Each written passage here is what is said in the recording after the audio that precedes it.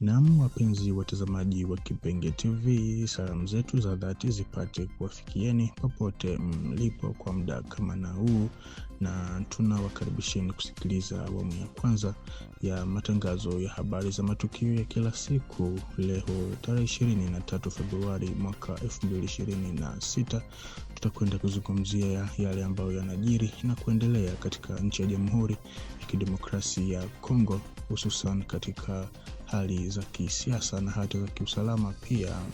Na tukianzia huko mkoani Kivu Kusini katika wilaya ya Fizi, wakati hali ya kijeshi ikiendelea kuwa ngumu kwa siku za hivi karibuni, hasa katika nyanda za Haut Plateau za Minembwe, muungano wa FCM 23 Twirwaneho wanaendelea kutoa matamko ukilahani kimya cha muda mrefu cha jumuiya ya kimataifa. Kulingana na waasi hao, kuna kile wanachokihita mashambulizi ya kimfumo na mauaji ya raia, hasa jamii ya Banyamulenge, yanayodaiwa kufanywa na FARDC, wapiganaji wa Wazalendo, jeshi la Burundi pamoja na FDLR na mamluki wanaodaiwa kushirikiana nao. Kwa upande wake, serikali ya Kinshasa inasema inatetea maeneo yake dhidi ya mashambulizi ya waasi wanaodaiwa kuungwa mkono na serikali ya Kigali. Aidha, Kinshasa inalishutumu pia kundi la FCM 23 kwa kile inachokihita kuhujumu au kuvuruga makubaliano ya kusitisha mapigano. Makundi ya Wazalendo yanaripotiwa kulala ama kupitisha usiku wao katika eneo la Nyenzuki, Ufamundu, kufuatia mapigano yaliyoibuka, kwa mujibu wa vyanzo vya ndani kati yao na muungano wa waasi wa M23 RDF.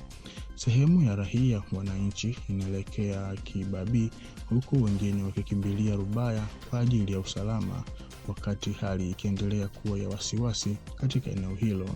Inaonekana wazi sasa kuwa waasi wa M23 hutaja wito wa kusitisha mapigano pale tu wanapopoteza maeneo ya mapambano na kuhisi wameishiwa nguvu. Kwa sasa mji wa Minembwe uko karibu kurejea chini ya udhibiti wa vikosi vya serikali.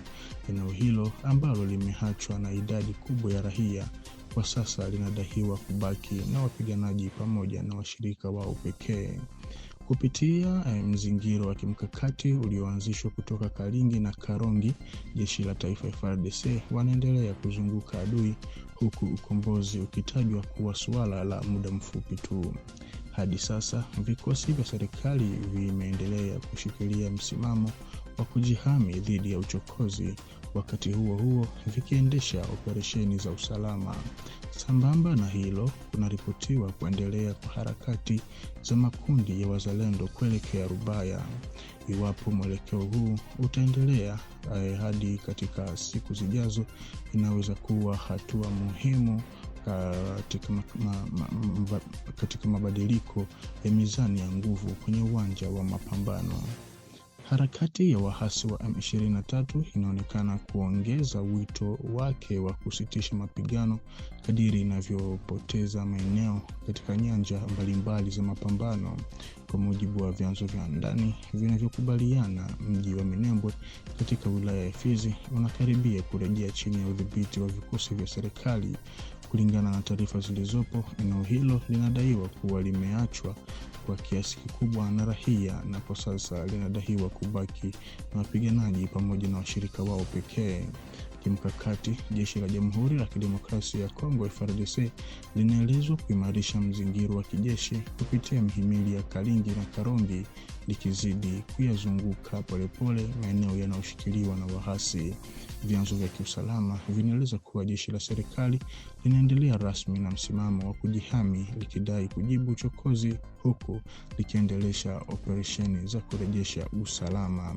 Wakati huo huo, katika uwanja mwingine wa mapambano, makundi ya wapiganaji wa Wazalendo yanaendelea kusonga mbele kuelekea eneo la Rubaya katika wilaya ya Misisi.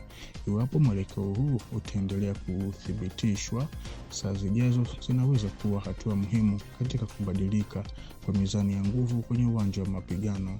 Makundi ya Wazalendo yanayoripotiwa kulala usiku katika eneo la Kanyenzuki, Ufamundu, kufuatia mapigano yaliyoibuka, kwa mujibu wa vyanzo vya ndani kati yao na muungano wa waasi wa M23 AFC.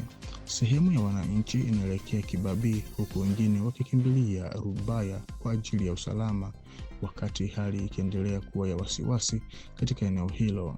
Operesheni ya kijeshi iliyofanyika katika mkoa wa Ituri dhidi ya kundi lenye silaha la CRP imezaa matokeo makubwa.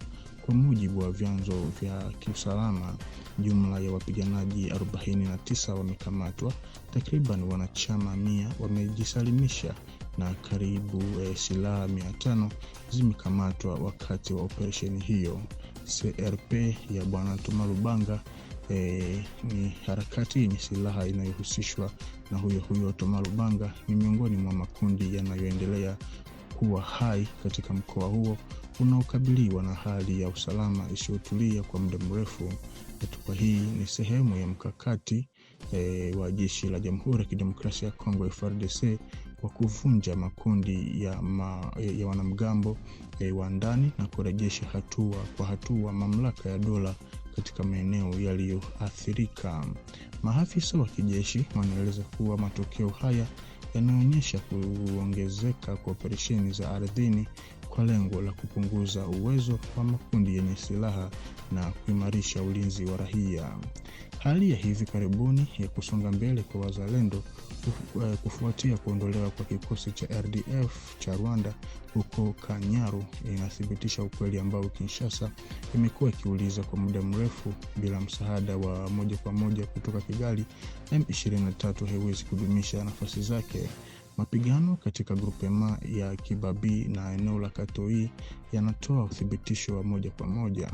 Katika kipindi cha siku chache, vijiji kadhaa vimeachiliwa huru, silaha nzito zimekamatwa na vikosi vya wahasi vimepoteza mtindo wa kupigana. Mwelekeo huu unazidi kiwango cha kijeshi, unaonyesha kuwa udhaifu unaonekana wa M23 unategemea msaada wa nje. Mara tu kinga hii inapopungua, upinzani wa eneo unaongozwa na wazalendo unachukua tena uongozi na kuonyesha udhibiti wake kwenye ardhi. Eneo kama Bukumbirire, Nyakigano au Kawele sasa linatambulika kama alama za urejeshaji wa ardhi ya wananchi. Hata hivyo, kando na furaha ya ushindi, kuna swali muhimu la kimkakati. Je, kuondolewa kwa RDF ni kwa muda mfupi tu au ni ishara ya kuachana kwa kudumu? Jibu litabainisha kama vijiji vilivyoachiliwa hivi karibuni vitabaki kuwa ngome za amani au vitarudi kwa maeneo ya mapigano. Hata hivyo, taswira ya kisiasa na kijeshi ya Jamhuri ya Kidemokrasia ya Kongo yanashuhudia mpangilio mpya wa nguvu. Wazalendo ambao kwa muda mrefu walionekana kama kikundi cha pembeni sasa wanajitokeza kama kiongozi wa msingi katika ulinzi wa taifa. Mafanikio yao yakiambatana na udhaifu wa M23 bila msaada wa Rwanda yanabadilisha mizani ya nguvu katika mzozo huo.